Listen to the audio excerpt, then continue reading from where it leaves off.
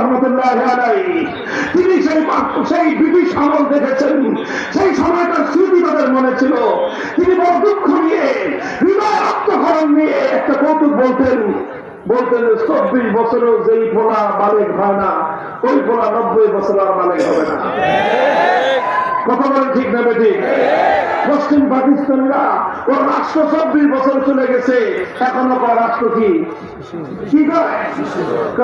গাদ্দারি করেছে, বিশ্বাসঘাতকতা করেছে, শুধু মুসলমানদের সঙ্গে নয়, শুধু বাংলাদেশের মানুষের সঙ্গে নয়, গাদ্দারি করেছে আল্লাহর কোরআনের সঙ্গে, গাদ্দারি করেছে আল্লাহর সঙ্গে।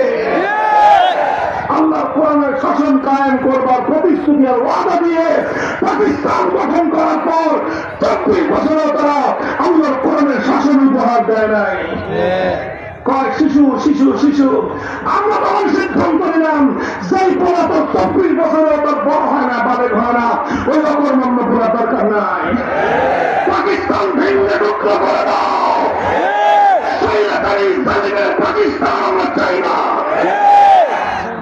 এদেশের মানুষ বৈষম্যের শিকার হলো, জুলুমের শিকার হলো, অন্যায় অবিচারের শিকার হলো, বেইনসাফের শিকার হলো। কেন?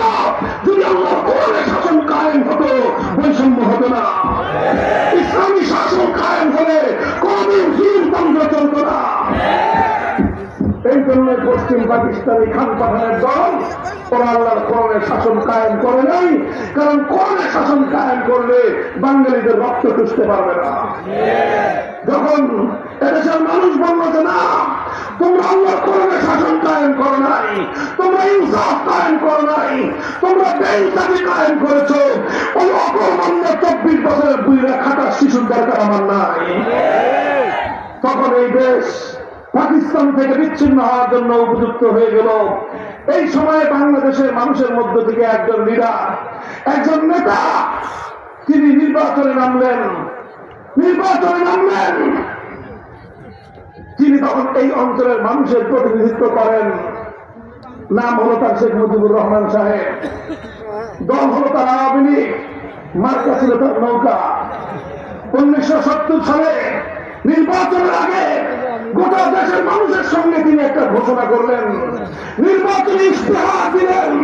সেই নির্বাচনী ইশতেহারে জাতির সঙ্গে তিনি ওয়াদা করলেন, তোমরা যদি আমাকে ভোট দিয়ে বিজয়ী করো, আমি ওয়াদা করলাম কোরআন সুন্নাহর বিরুদ্ধে কোনো আইন আমি করবো না। মুহতারাম হাজিরিন,